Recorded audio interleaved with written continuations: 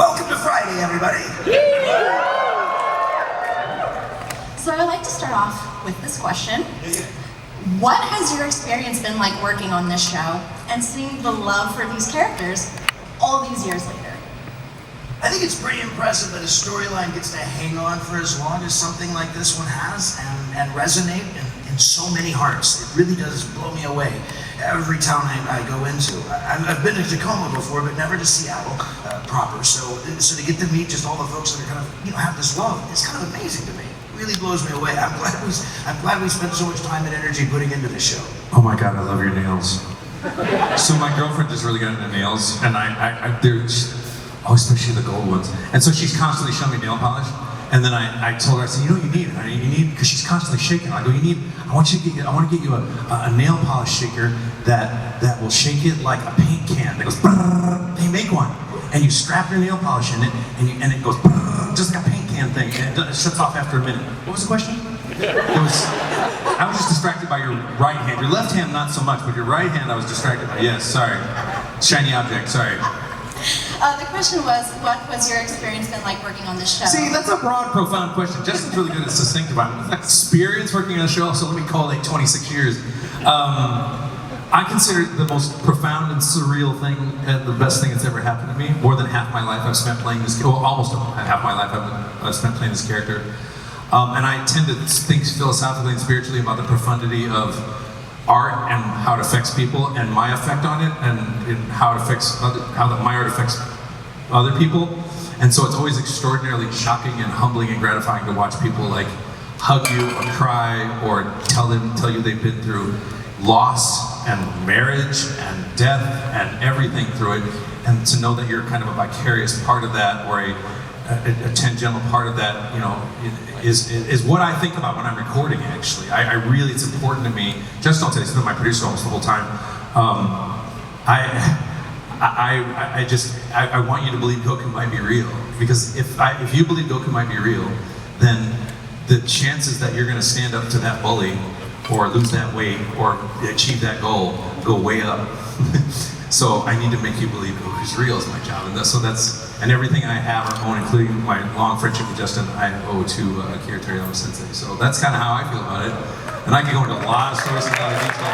Everybody loves it. Look, we're all here, all these years later. It blows my mind. Yeah, it's very special to see the longevity of this show, because anime, especially one season, sometimes it's done. So the fact that this show has stood the test of time is absolutely amazing. It's a testament to Akira Toriyama's genius, especially. I saw a question there I want to answer real quick, because I'm a little bit defensive and in a good way. Someone said, because I had someone tweet me once like, well, yeah, back when you enjoyed it, and they said, do you still as exciting as you do? Oh God, yes it is, and here's why I know it is for me. And Justin, I don't know about you, but because Justin is a musician. But I'm a classically trained French hornist, and when you go to classical music school, one of the things they teach you, and one of the things I'm very good at, is I played the Mozart Concerti as an example thousands of times in 30 years. And every time I play them, they're just as fresh. Every single time I play them. So when I was taught music school, you play, you perform like you've never done it before, and so I clear my mind, and every time I step in the booth, even if I'm groaning a little bit because I gotta do screaming, the second I transport into Goku's character, it's like 26 years have passed. It's unbelievable. It's unbelievable. So I always, 100%, always bring it harder and fresh every single time. Because if I don't go big home and go home, all the other things I said earlier won't matter. So, we love you. Longest session I've had to endure 12-hour days in a row back when I was trying to catch up on Cartoon Network, and I'm doing your job. Sorry, I'm a mile a minute today. I've had too much caffeine. I'm gonna shut up now. Go. You're gonna answer every single question. Oh, I like them, and I should let you do your thing, and I'm so distracted by them. Sorry. You actually might have answered already my next question, but I still want to If you let me talk long enough, I will answer all the questions. We're going to rapid fire. I'm going to get all of them. I argue with ChatGPT all the time. No. It's like wrong, and then it goes, ChatGPT goes, I'll tell them they're wrong, and ChatGPT will go, oh, I'm sorry, I missed that. And I go, why did you miss it? And he goes, oh, I'm sorry, I missed that. I go, no, I asked you why you got it wrong first, and it won't ever answer me. And it goes, I'm sorry, yeah, it makes me so mad. Go ahead. Are you trying to find the consciousness within AI? Yes. And a lot of times it'll go, wow, that's a very deep and insightful question. And I go, I know it is. I'm a deep and insightful person. And they're like, well, thank you for saying that. I'm like, yes, thank you. I will go on and argue with ChatGPT, particularly about quantum physics. But go ahead. Yeah, this is good. Well, my next question, I kind of wanted to get into the specifics a little bit about dubbing and the industry, because DBZ has been around for quite a bit of time. My question is, Can you talk about what it's been like recording the show back then, like when it initially came From out? production technical level? From like, yes, because the industry has grown extensively. I have since several then. stories about that. Justin, I'm going to dominate here. So Justin, he's my producer for Crunchyroll, and he was there back in the day too. And you remember when we first started, in order to dub a show, you had to link up your Pro Tools rig with a $25,000 machine called a Digibeta, which has these giant master tapes in it, and they're all talking to each other. And so a take will take really long because here's what happens. Justin might be directing me. He's, okay, Sean, your line's this number. You're going to say Kamehameha. I'm like, all right, cool. Let's watch it once. Rewinding, rewind.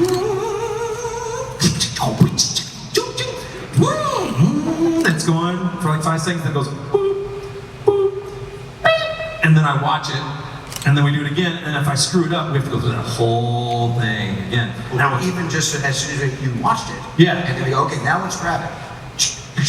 Yeah, same thing. Yeah, the whole thing. So I mean, it was arduous in that the technology moved much slower.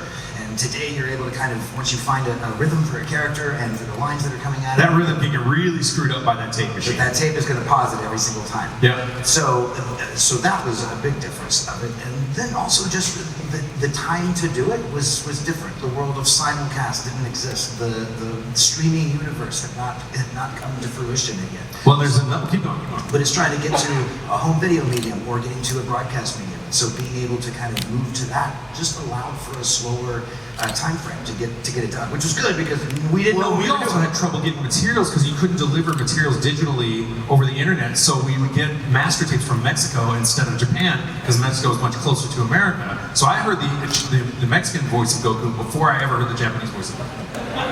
And I didn't hear the Japanese voice of Goku really until I started working on the video games. But Did you use that voice? Was that the voice you used for like kind of like a sound reference? Oh God, no! I don't. I don't mean an insult to Masuko Nozawa. I mean God, no, as an insult to my craft. Meaning, I don't look at dub actors as less than or underneath the OG because I'm doing a voice for a separate demographic and a separate culture and a separate audience. So I think they're all kind of equal between countries. And the tone that was established for me to play Goku was established by the Canadians who I was taking over for. So I didn't even get to communicate with Japan or even talk to Masuko Nozawa. Now, had they said, we really want you to do this, I would absolutely have done it, and I would have wanted to talk to her or work with her and really get, and in dubbing, there are two schools of thought. Some producers, some productions will go, and the Japanese client will say, we really, really want you to copy this as close as possible. Some Japanese clients will say, no, we want you to do something cool in American, or we want an impression of Clint Eastwood. They'll say things like that occasionally. It's not always cut and dry. But the other note on the materials that I wanted to say, which I thought was really interesting, is that I was working as a director at NYAV Post, which is Michael Sinter Nicholas' studio, and he was the first guy to figure out, I'm pretty sure worldwide, possibly in the entire industry, he was like, he wasn't making a lot of money, so he was always trying to figure out how to do stuff cheaper and faster. And so he was the first guy to digitize video into QuickTime videos so we could dub to that and then throw that into Pro Tools to be able to do that. He was he'd probably be the first studio to do it. And then I remember he told you guys when you were at Funimation, he told one of your engineers, and then you guys started doing it. So I think he gets credit for having done that. And that was once we switched to QuickTime, then you've got takes that go a lot faster because you're just rewinding is instant, you know. So I was going to say in the beginning, how long would a session be compared to now? Well, then you've got another variable. I was much slower as an actor in the beginning, and now I'm way faster. So now I can. When I started, I would do a take, in 12 to 22 takes, and now I do a take in 1 to 3 takes, and a lot of times just on the first take, because I will roll with the Japanese and just go and do it, and if it's good, I just know what's going to happen, because I've done it so long. I don't know about you, Justin, but you've also done it a very long time. Was that way for you for Yusuke on Yu Yu Hakusho or anything? True. So I'm a little bit mile a minute today. I'm sorry. We're gonna get through. Yeah, sorry, I didn't want to derail you. But I wanted to be clear on that. Like, philosophically, it's always been hard for me because I take the character as if I'm the only one playing it, but I also acknowledge that everyone does. The reason I do that is to make a more believable performance. That would make the argument that the original cast of Romeo and Juliet from Shakespeare's time is the only and best cast. For all I know, the Italian cast is the best. I have no idea. I don't compare them. I'm just saying, when I'm thinking about being Goku, it's me and Goku and nobody else. I'm connecting with the character directly. I'm not going through a bunch of filters psychologically to do it, because that's the only way I think I can make it believable. Sorry. Sorry. She's like, you're data overload. Sorry. No, I love this. Okay, good. I love the thought that's going into all So of there's this. a lot of thought that goes into it. He knows because I call him all the time. So you both in this show and in other shows that you have been doing English dubbing for, voice multiple characters. And so kind of a fun little tech question, I guess you could say, is when it comes to recording those multiple characters, how do you prefer to split it up? It's real simple. Goku's voice has to sound clean unless he's got battle damage. So it's Goku, screaming, then King Kai. Because I can always do King Kai no matter how screwed up my voice is. Yeah, I can do King Kai any day with my voice. Oh, yeah. Now sometimes it works out great because I'll be doing a lot of like fighting and then I've got a line after that and then my voice is a little raspy, but I'm thinking, well, he's been screaming at Vegeta with all these screams, so his voice is a little battle damaged. And you can hear it on the end of Superhero when I'm like, you got me, Vegeta.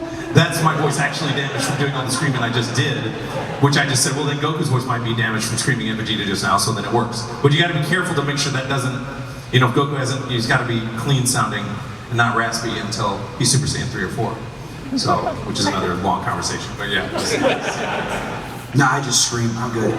Yeah, he's good. He just screams. Raditz is like, I'm screaming and I'm good. I got this. So my next question is, because voice acting is also, it's acting. So when you're in the booth, there's a lot more that you need to do with physicality than just your voice. So for this next question, is there anything specifically that you can remember that you did in the booth that helped amplify a scene? Any props, obviously, I'm sure there's a lot of physical movement that goes into this too. I got a really funny story for you, but I'll leave Justin go first because I keep dominating this panel. You go first. I have a funny story about Super Saiyan Ultra Instinct and my microphone I brought in for the studio to do that. But go ahead, go ahead. All right. Yeah, I got it. What's just what I Oh wait, I don't think Justin wants to. You do want me to dominate this panel? I'm okay. fine. So, and first of all, I noticed a question that I want to answer attention to, which is, what I love it because it was a given. Said, which anime has traumatized you the most? Well, you assume that there's an anime that traumatized, like it's a given that if you watch anime, you're eventually going to be traumatized, which is probably true, especially if you've seen Berserk. So here's a funny story about Dragon Ball Super, and then for those of you who are nerds, I might go into a sub-tangential thread about second and third order harmonic distortion as it relates to microphones. But I'll try to keep it simple. So I was working on Dragon Ball Super, and I knew I was going to have to do Ultra Instinct. I'll try to do this as fast as possible. I knew I was going to have to do Ultra Instinct, and I thought it was going to be really funny if I was experimenting with microphones that do higher frequency recordings because most microphones go from 20 hertz to 20 kilohertz, and our human range of hearing is around 20 hertz. However, there are harmonics above 20 kilohertz that have fundamentals between 10 and 20 kilohertz that are affected by those harmonics. So I thought, I was really into this. So I thought, you know what? For Ultra Instinct, I'm going to do a joke, and I'm going to do it seriously, but also a joke. I'm going to bring this badass mic I bought. It was a Sanken CU44X Mark II, which goes up to 50 or 100 kilohertz, I can't remember. And I brought it. I know it's boring, kiddo. I know it's boring, trust me. I will get to the end, but it's a cool ending. And so, here's what's really interesting about it. It's my inner child. Yeah, exactly. It's just his inner child. Okay, microphones. So I bring to the session and I go, I want to use this just on Ultra Instinct, right? And I do this crazy scream, and then the engineer probably goes, this mic's not working, there's all kinds of distortion on it. And I go, no, that's how it sounds in my head, there's no distortion. He goes, I don't know, it's the gain staging in the mic, I don't know if you use it. I go, I don't believe you. I go, tell you what, I'm going to do the same scream in the control room, in your ear, that I'm doing on the microphone.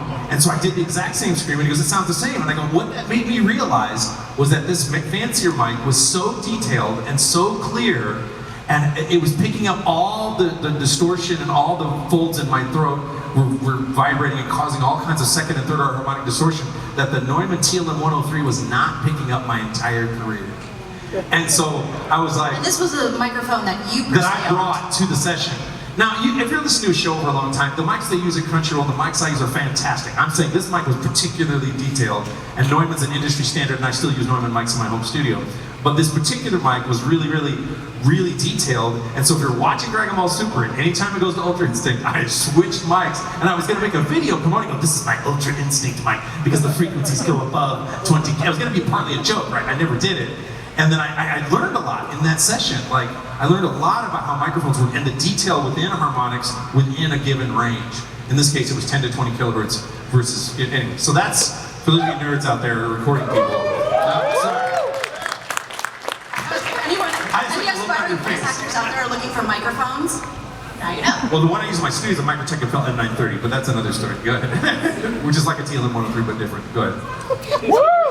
Justin, did you What was the question? I'm on fire today. You're hot, I man. sleep. I don't know. I had one coffee, and the hotel bed was not comfortable, and somehow I'm on fire. But It's a good day. good day.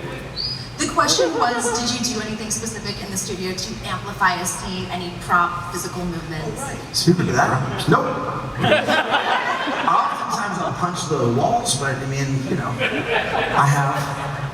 I don't know why. At least once. Yeah. yeah, there's not gimmicky stuff. You just got to channel Because your everything gets voice. picked up, so if you're moving around too much, you know, you're gonna get the sound of your clothes moving around, or, you know, like if you really do hit the padded booth, that's why you can hit it, but, you know, you're gonna hear the sound, so everything's gotta be kind of off that, but there's definitely physical movement that's happening. For me, I oftentimes will just tighten up, get real stiff, maybe not so much with Raditz stuff, probably with Super Glue, but Yusuke for sure all the time, so, there you go. Yeah. What was that? As time has gone on, we all grow as creatives. So for this question, would you say you view your roles differently now than you did back then? Or is there something you appreciate more about like the show and your characters now that maybe you didn't recognize when you were first recording? Go first. Okay. Sorry, I'm not on mic. Yeah. No. For sure, I suspect. You know, today there's a lot less time to record each character. 20 years ago, that wasn't as much the case. And so certainly thankful for all that time we had to dedicate to the roles and such at that time. But again, 25 years later, you get to kind of connect to it a little faster. You get a little bit quicker at that piece of it. So, but looking at the characters, I don't know. There's still a reverence that I've got every time you step into the shoes of one of these folks, and I guess I look at them as real folks. So each one, regardless of the size of the character, I'm really throwing everything at least that I can conceivably throw at it, whether it was 20 years ago or today. So maybe there's a lot of difference and no difference at all. What's the question? No, I just want to hear it again. I remember it, but I want to hear that because what you're saying made me think of other things, and I was thinking of other things when you were talking. Yeah. Because, you know, we grow as creatives, so is there anything that you appreciate or see differently now in the character of the show? Two things. When I got on the show, I really had a kind of a naive-esque Goku attitude toward it, and I considered it my purpose for being on Earth, and I took it super seriously. And I think it's important to do it that way because I understood the profundity of how cartoons affect kids. I was also born without a father, and so it was important for me to give kids a consistent voice. It had nothing to do with the show. The show wasn't even popular when I was hanging on to it so hard. Like it wasn't even, it was popular, but it wasn't like it was today. And it certainly wasn't about money. It was really just about, I wanted a mission that I started in 1999. I'm like, I'm not giving up. I got to give these kids a consistent voice because it's just really important to me. And having that honor and privilege, even on a dub, which again I don't look at as less than, and I took it as seriously as it was a pre-lay show or an American cartoon or anything else I've done. And then the other thing that kind of blew my mind was, well, I don't know if I should say that on this panel. I'm going to skip it, but it's a little too personal. But I have to think about my life before I was playing this character, you know, who I was then. And sometimes it becomes kind of overwhelming, you know, but in terms of like understanding the character and the art and how you've grown on it, it's interesting with Goku because he stays in the beginner's mind. So the way I look at Goku is that he's always stays the same and everyone else grows around him. And so when they try to, you know, and I'll follow if it's Japanese, but sometimes writers, you know, historically in the American show have been inclined to try to write Goku when they're interpreting the script from Japanese as a proud Saiyan warrior, and he's not. He's a kid who likes fighting the strongest no matter what. You know what I mean? And eating, yeah, pretty much that, you know, and training, you know. So it's the hard part for me as an actor is keeping that character consistently fresh and childlike while all the other actors and characters have evolved around. It's actually really challenging because I get about 3 different emotional choices, maybe 4, and then he's fundamentally only growing in time. In fact, I consider when Goku, and I have trouble with this in the studio because I'm so married to Goku as being Goku that he would not think of himself as Kakarot, that it was hard for me to even process the end of the Broly movie. And then when they explained it to me and I saw it over and over, I'm like, oh, I get it. He's basically saying, you can call me anything as long as I can fight you. Call me Kakarot all day, buddy. Like he was giving it the mystical. He's like, oh you want some of this? Yeah, call me Cat. I don't care. Call me Kakarot. You know, because I look at Goku's identity as being very identified with his grandfather, Earth grandfather, as well as being called Goku, which he says, my name is Goku and I'm a Saiyan, right? He doesn't say he's Kakarot, he says my name is Goku, right? So this idea that he's looking into his proud Saiyan past hasn't really shown up for me in the storyline yet, and so I'll look at it that way. But if they, if they write this from the Japanese and tell me that's what's going on, I'm always going to follow the canon of the arc of Akira Toriyama's vision. So, that's what I'm going to do no matter what.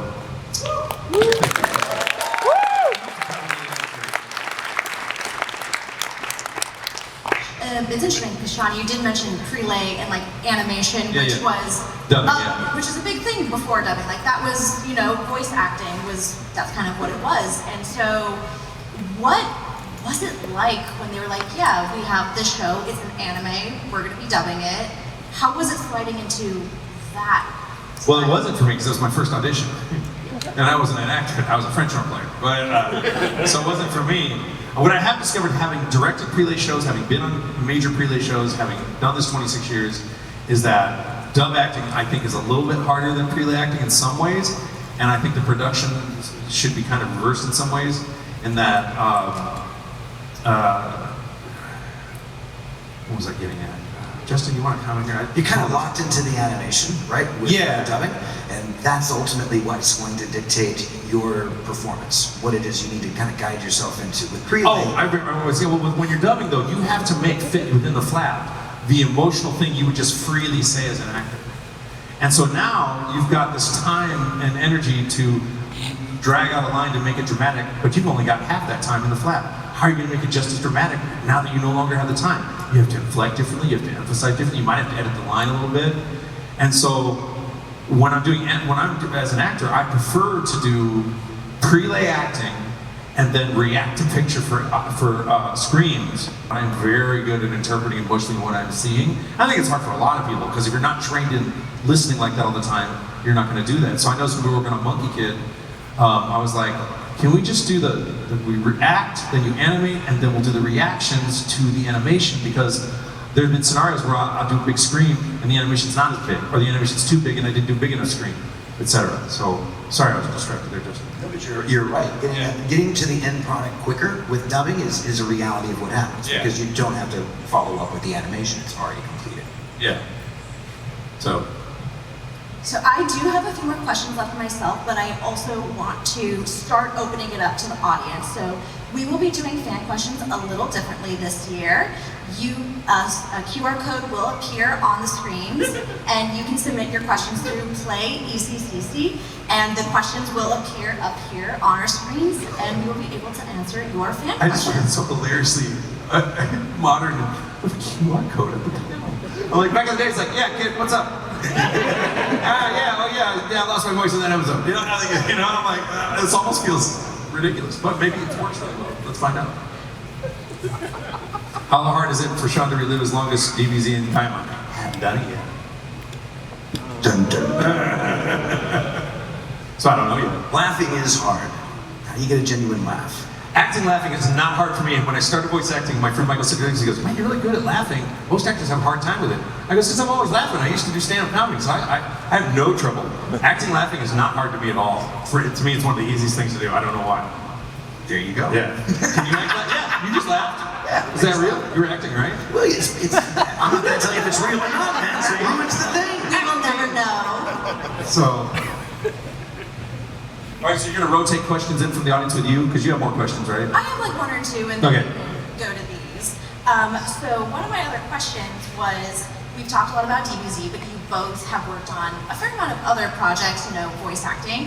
And so I want to give those a little bit of love and ask you, what is a role that you voiced that you absolutely loved, but maybe don't talk about as much? You ever seen Inside Out? Yes. Like the Disney movie. That's what the inside of my brain looks like, except it's all these characters I have played. And so if I pick one, as I like this one better than I like the others, all the other ones are up there still, And so they get dejected or angry or mad. Raditz starts throwing a temper tantrum. It's nuts, it's nuts. So you can pick a favorite kid, you just can't say that stuff out loud. No, the real answer to this is that for me, I gotta throw everything I have at every single character that I play. Because if you don't, what is the point, right? So I don't know that I've got one that I like more than the other. Truly, they do live up here, and they kind of all inhabit different parts of emotional territory, I suppose, that Justin Cook lives in. So yeah, they're all here, and I really, truly do throw everything I've got at every single one. And you're talking about roles that are less popular that I might have played that I don't get enough love.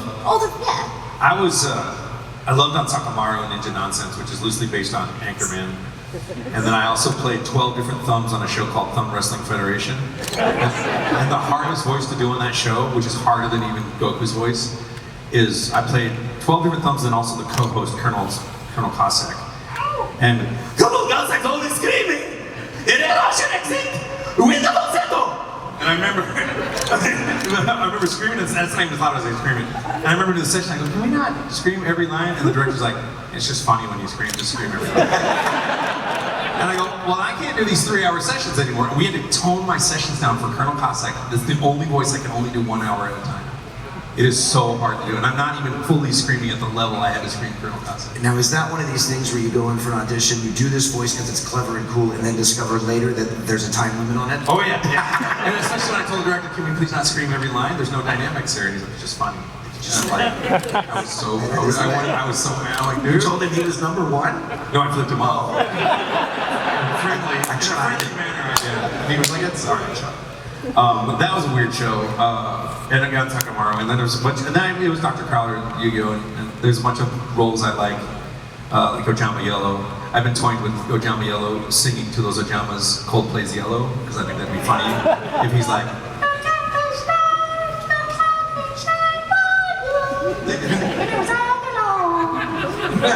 I just think that's funny. I don't know why, sorry.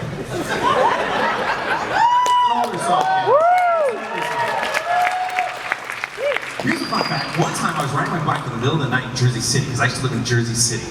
And I was riding my bike around late at night. I used to ride late at night. And I'm riding towards Liberty Park, which is where the Statue of Liberty is. And I walk in and people are coming out. And then I see the stage like 200 yards away. And this explosion of light and sound. And it's this gorgeous sound that came out, and it's Coldplay doing like a concert. I walk on a Coldplay concert in the middle of the night in Jersey. That's nothing exciting. I was gonna go for a bike ride at midnight, and I'd ride into a Coldplay concert. It could not happen now. Would not happen now. It blew my mind. So, it just could be your life. my life, yeah, when I lived in New York, there was so many weird things that happened to me, it was so surreal. I don't think we're in a simulation because I've done the math, but gosh, it sure feels like it. I don't think so, because if the guys who really think then just jump off, cliff and you'll be fine, because it's a simulation, so what's the big deal, because it's probably not, you're gonna be dead. So, the next simulation's not as good, I understand it. The Home for Infant Losers, HFIL. Okay. Let's go to this fan question right Yes, here. let's do it. I think I remember it. Because it left. It was, what is the line that haunts you and follows you everywhere? I think that's what it said. Haunts me in what manner? Like, what does that even mean? Like, haunts me? Maybe like an improvised line. Was I performed it poorly or performed it well or I don't know.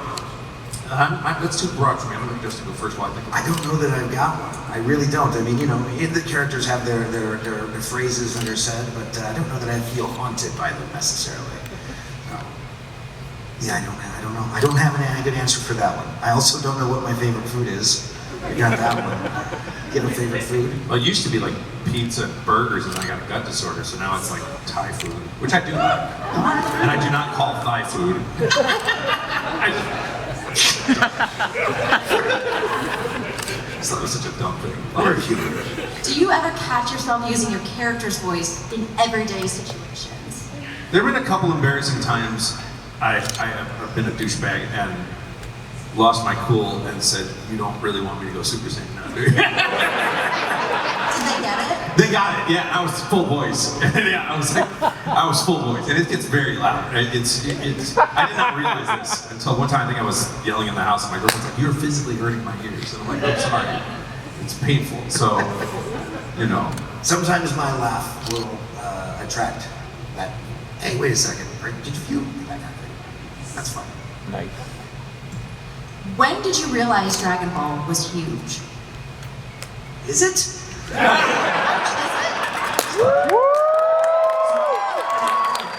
Joke right now.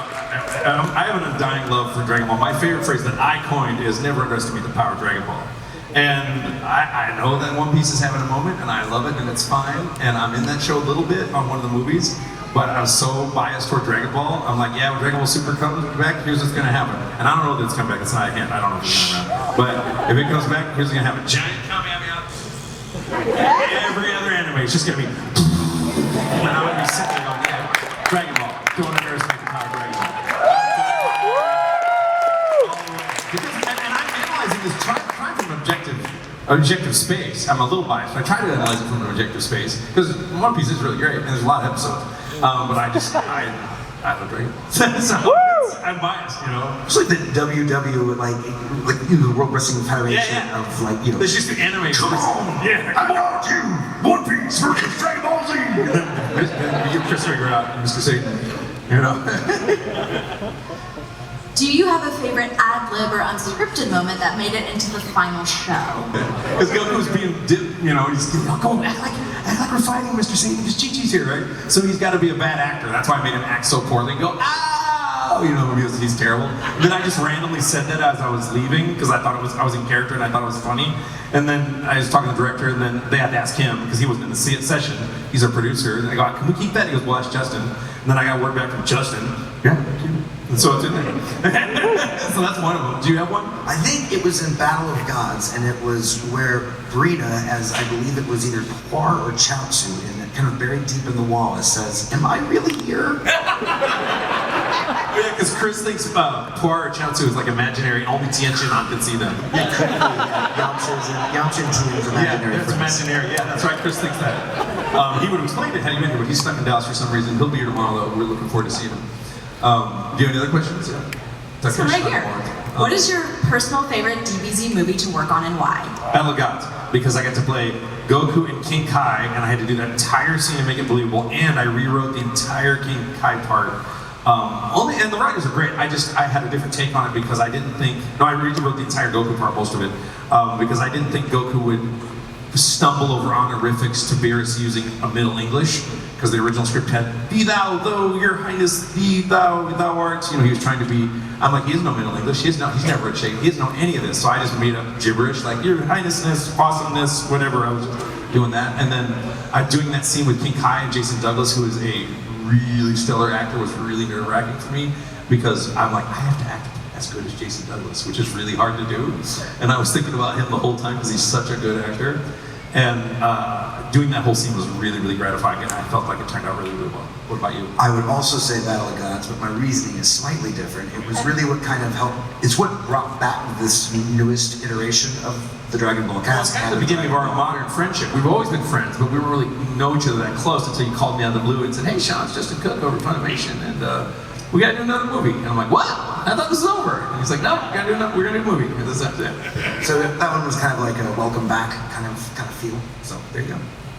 I actually want to expand on something you just said, Sean, when you were like, what? I thought it was over. Yeah. How many times? Have you thought it was over?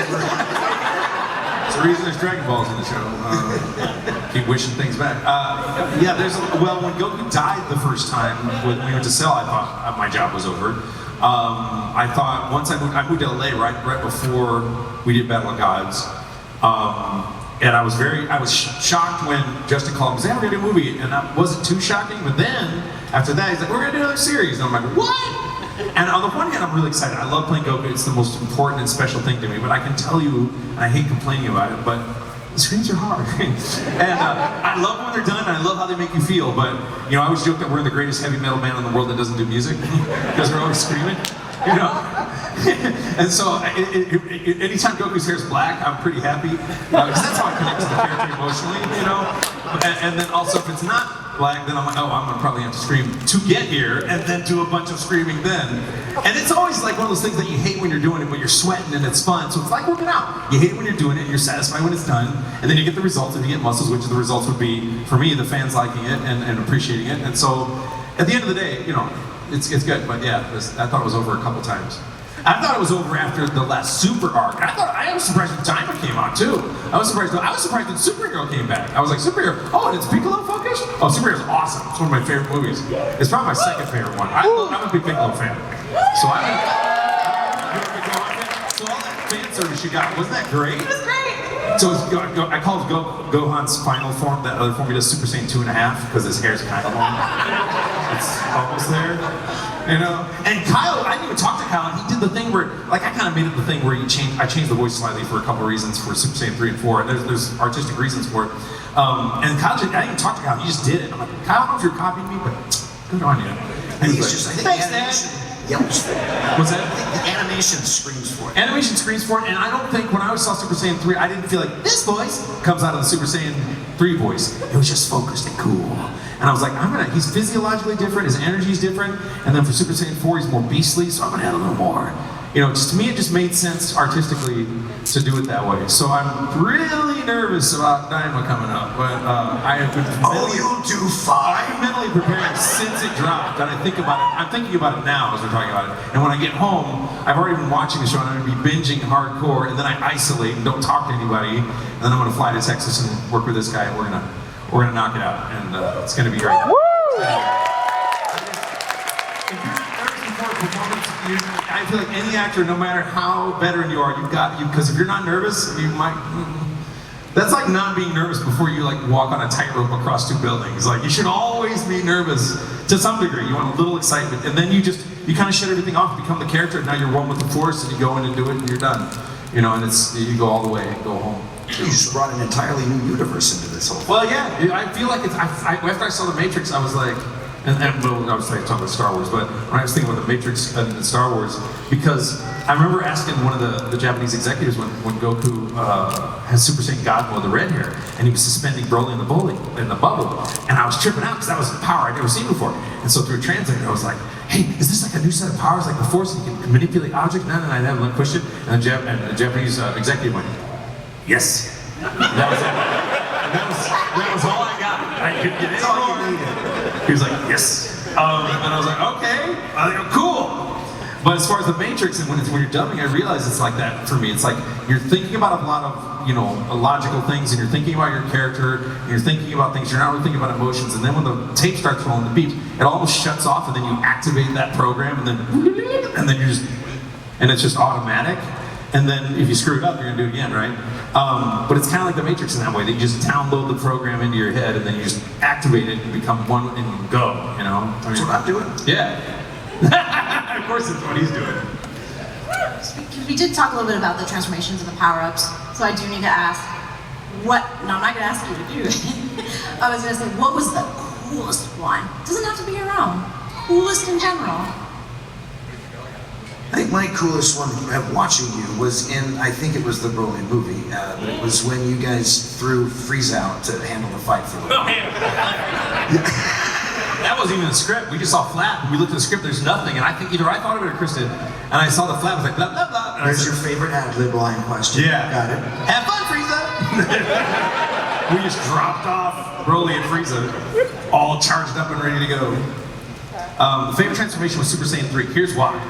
And I love my producer for this, and a lot of actors don't get to do this, so I love that they gave me a little leeway in the booth in the sense that I looked at the scene, and he's like screaming, his mouth's open forever, and he's like, Super Saiyan 3 forever, he's screaming and screaming and screaming, and I'm like, I don't make that sound like one big scream. So, and I knew enough about digital recording, I had a home studio myself, and I'm techie. And so I'm like, hey, Raleigh, who's the engineer, and I go, can I just scream, yeah, and then stop, and then you play it back, and then when we get to the last quarter of it, I'm gonna start on that pitch, and I'm gonna go, and I'm gonna keep going as long as I can, and we're gonna stitch 4 of those together, so it sounds like Goku is just going one giant long scream for Super Saiyan 3, because I can't scream for 3 minutes, but I bet Goku can. So I use digital technology and it's all real screams, but I had to do it over several pieces and stitch it together in Pro Tools, and that's why people think I passed out. But I passed out on Super Saiyan 4 Kamehameha because my voice was lower, the aperture of my voice was larger, and I miscalculated the expulsion of air relative to how much I needed to not explode before I squeezed my diaphragm so much, cutting off blood flow to my brain, causing me to pass out. Which was fun, by the way. He really does think this way. Yeah, I'm sorry. No, don't be. But you really, So- it really is true. Yeah, it's just how I live. So yeah, that's how that goes. I'm still looking at your nails. They're really great. I think my girlfriend has that gold one. I think she has silver ones too. Anyway, go ahead, sorry. There was a question on here, it left, but I did like it. Which What was it? It was, what do you think was your career-defining performance? Oh, that's a good one. That's a good one. Because I'll be honest with you, if you're a real artist, you need to be self-critical. And I try to be as objective as possible. Once you start believing your own bullshit is the beginning of the end. And so I study ego, and I study Buddhism, and I study a lot of things to keep that in check. I don't trust that monster. And so there's a lot of my early work on Z I honestly, objectively don't think is really great, because I'm new at the job, I'm mimicking the Canadian guy, I'm doing the best I can. I don't think I start getting really good at it until Kai. I'm very proud of Kai. I'm very, very proud of, I think the last 4 movies, I just killed it. But and I think Greg Ayers, wait, I'm getting confused, Chris Ayers, sorry. I get their names confused all the time, he's a close friend of mine. But Chris Ayers outacted all of us on the freezing movie using 14 tanks of oxygen because he had a lung transplant. And he managed to just kick all our, I was throwing everything at that movie. I was throwing everything at Broly. I was just doing whatever I could just to make it just as intense as possible, because the thing is, it's got to match the animation. So when I'm watching it, without any reverb or any other extra effects, I'm thinking when they play it back, does what I did sound as cool as that looks? Which is nearly impossible to do. It's almost like looking up at the ocean and trying to look at the surface. I can never get there. But if I can make it close, once it's within the context of the story and the animation and they have the effects, hopefully it'll be good enough. But you can never, ever, ever say, we'll rely on the effects. No. It has to be bad. If they accidentally released it with no mixing, you should still have a hell of a time. It should still be amazing, right? So and I always look at my voice acting as like, if I have one word or one sentence that if you heard that as a soundbite, that in and of itself would be entertaining, is how I'm approaching it. So I can just listen to a soundbite of it. But as far as my best performances, I would say Battle of Gods I'm really, really proud of. Really, really proud of. And Broly, those I think would be my favorite. And a lot of Super, but a lot of my early work, I'm still learning the show, and I try to be clear about that, because you never want to get full of yourself on that, you know what I mean? And I think people confuse my confidence with that, but it's not about that. It's just that once I step in the booth, I am Goku, and I am confident. There's no question. Once it's on, period. I gotta bring it. Because I can't wait for you guys. I love seeing those videos where some shit happens on Dragon Ball, it's all big, and it's a POV, and so it's like, I'm like, yes, let's do it, Because it's the chain of events. It's like the things we were saying at the beginning. If we tell stories, this is the reason I don't want AI telling our stories, and I want AI doing my voice. Because we're humans, and humans should be telling other human stories. And these are events. How you guys come to my table, you will thank me and be kind to me about how it's affected you, and that fuels me to get back in the booth. It's a big spirit bomb. You guys come to my table, I take all that energy, I bring it back into the booth, and I put it all out again. So that's gotta happen with art. It has to. So, anyway, it's a long answer. Hey, who's your favorite villain on the show? Ooh. This is a trick question. It is a trick question. Because I'm sitting right here. Well, good job. Super Boo is my favorite. Because you are Super Boo, right? I am. Okay, I got it right. No, my favorite villain is the guy I played in Yu Yu Hakusho who kills your guy. So I played the guy who hits Yusuke with a car. That is very on true. Yu Yu Hakusho. So my favorite villain is the guy who killed Yusuke on Yu Yu Hakusho. That's true. That's a true story. And my favorite thing, I'll be honest, I love everything that's happened to me on Dragon Ball, but at the end of the day for me is like, the cast for me, and we don't always all get along. Like we're like siblings, right? But to me, I look at, if you're in Dragon Ball, you're family. Whether or not we've met, like there's new cast members, I'm just like, and this has been one of my closest friends of 25 years, along with Chris, and you know, I have a hard time making friends. So, and so I owe like my whole existence to these guys. It's a big deal.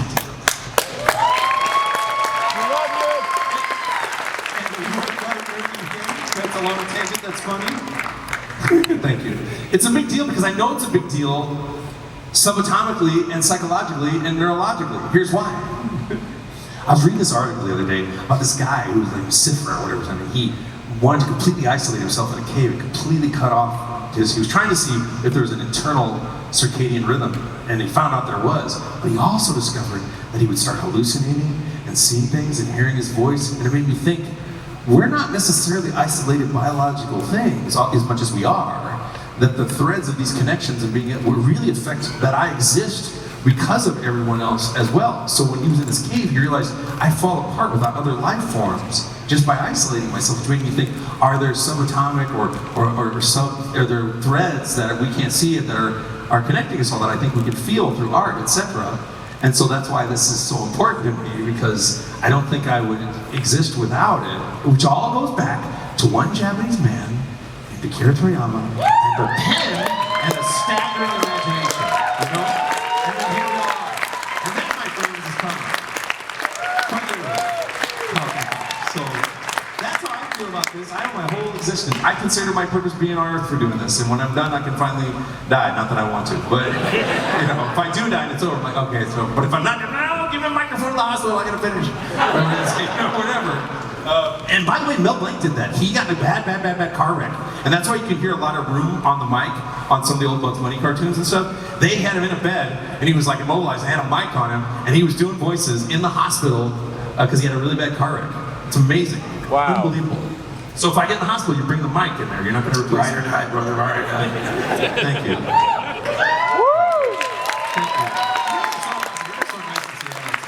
Which I think answers the question about what my favorite thing in Seattle is. I've seen that pop up a few times. It's you guys. I like the coffee, but everywhere's so nice, you know? It's so nice up here. I like the weather. I do. Well, the reason I like overcast days is because I'm colorblind, and so when it's overcast, the contrast is different, and I can see reds and greens better. And so I like overcast days. When it's sunny, it's a real washed out for me. And so when it's overcast, all the green looks green.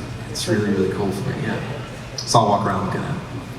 We did establish earlier that screaming is hard. Yes. And there was a question on here earlier that was, what do you do for self-care after a long day? Wow. So the key to proper vocal care, to me as a voice actor, is proper technique in the booth, which includes, for those of you who want to be voice actors, proper monitoring. So if people don't realize that if you are screaming a lot, or you're at a party and you can't really hear yourself, you're gonna blow your voice out super fast. It just happens. Chris and I talk about this all the time. And you can do a trick. I can show you a trick. If you put your fingertips on your ear and you hold your hand like this, like Howard Cosell, and then you start talking and you take both your hands, you will sound so loud and clear in your ears. You'll sound so loud and clear in your ears, right? So the way I protect my voice is I monitor extremely hot. You think, oh, you're gonna damage your ears. I still got almost 20/20 in this ear, surprisingly. And this ear has hearing loss just because I got sick a long time ago.